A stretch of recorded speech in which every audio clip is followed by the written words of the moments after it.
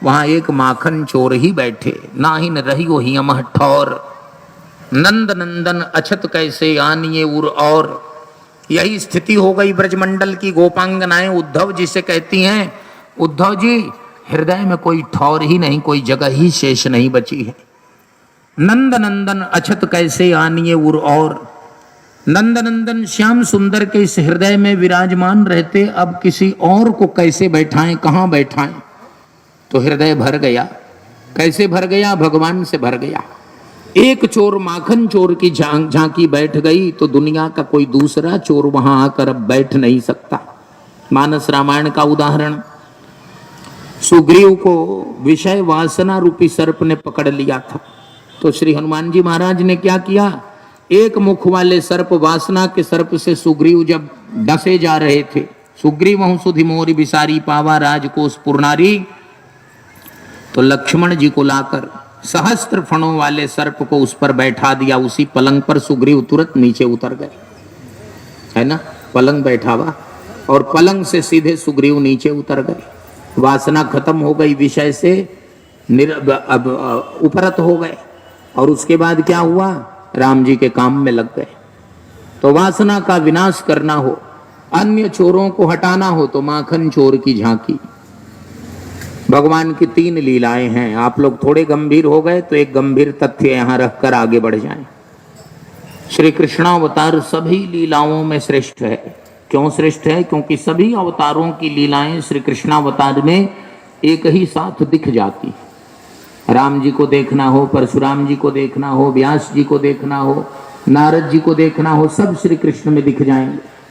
भगवान कहीं युद्ध करते हैं, कहीं उपदेश करते हैं, कहीं धर्म की रक्षा करते हैं, कहीं राजनीति करते हैं, कहीं साधुओं की सेवा करते हैं, सारे काम पृथ्वी का भार हरण करते हैं। और श्री कृष्णावतार की लीलाओं में उसके 3 भाग हैं। जो पहली लीला है उसका नाम है व्रज की लीला। व्रज की लीला माने गोकुल की लीला, इसको व्रज लीला कहते हैं।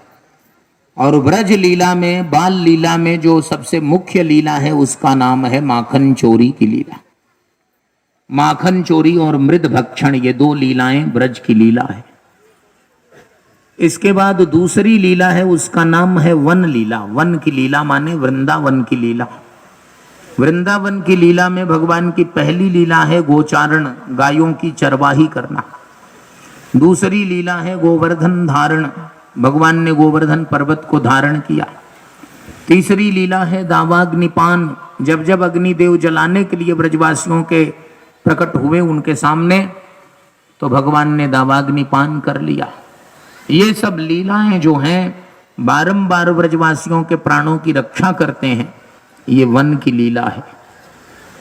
इसको पूर्वाचार्यों ने, रसिकाचार्यों ने और गौड़ेश्वरों ने, रूप गोस्वामी, जीव गोस्वामी, सनातन गोस्वामी, चैतन्य महाप्रभु, इन आचार्यों ने अपने भाष्यों में दो लीलाओं को वन की लीला की प्रमुख झांकी के रूप में माना है। गोचारण और वेणुवादन, वंशी बजाते हैं। वंशी किसके लिए बजाते हैं? हमारे लिए बजाते हैं। कोटि कोटि आकुल व्याकुल जीवों के हृदय में निसर्ग सिद्ध जो भगवत भक्ति है, उसे जगाने के लिए भगवान वेणु वादन करते हैं, वंशी बजाते हैं। वंशी जो है वो क्या करती है? हमारे हृदय में भगवत भक्ति का संचार करती है। इसलिए रास पंचाध्यायी के आरंभ में इस तथ्य का स्पष्ट खुलासा किया है, प्राकट्य किया है। निशम्य गीतम तदनंग वर्धनम व्रजस्त्रियः कृष्ण गृहीत मानसाः आजग्मुरन्योन्यमलक्षितोद्यमाः स यत्र कांतो जवलोल कुंडलाः। निशम्य गीतम तदनंग वर्धनम, एक बार वंशी ध्वनि गोपांगनाओं ने सुने तो तदनंग वर्धनम, तद विषयक, ब्रह्म विषयक, कृष्ण विषयक अनंग माने कामना का संचार हो गया। धाई धाम काम सब त्यागी, मनहु रंक निधि लूटन लागी। ये है वेणुवादन। और तीसरी लीला है। तीसरी लीला कौन सी है? वो है कुंज लीला, निकुंज लीला, वो है रास लीला।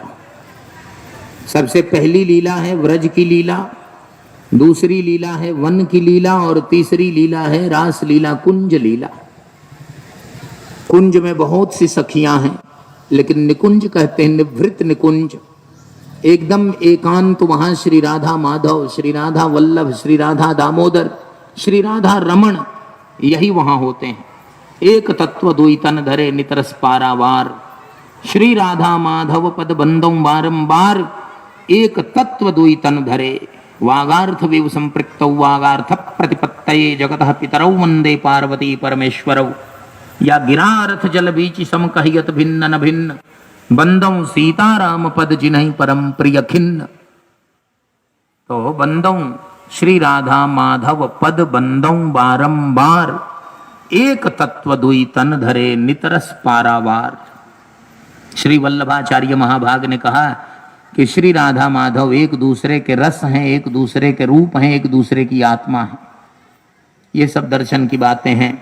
अस्मत् परमाचार्य अभिनव शुकावतार प्रातः स्मरणीय धर्म सम्राट श्री करपात्र महाभाग ने अपने प्रवचनों में इसकी विस्तृत विवेचना की है, लेकिन उसकी कुछ चीजें आपके बीच में डाल देते हैं समय समय पर, ताकि आपके कानों में उन महापुरुषों की व्याख्याएं अनुगुंजित होती रहें और वो भविष्य में और अधिक उसको सुनने के लिए लालसा उत्पन्न करे, पात्रता उत्पन्न करे। सुनने की पात्रता भी तो होनी चाहिए ना। तो हम लोगों की जितनी पात्रता है उसी हिसाब से कहना सुनना है। सबसे पहली लीला कौन सी है? ब्रज की लीला, माखन चोरी और मृद भक्षण। दूसरी लीला कौन सी है? वन की लीला, गोचारण, गोवर्धन धारण और वेणुवादन। और तीसरी लीला कौन सी है? वो है निकुंज लीला।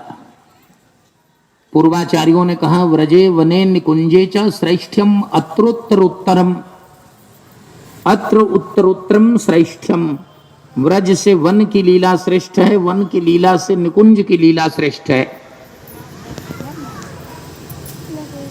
तो भगवान ने पहले गोकुल की लीला की, व्रज की लीला।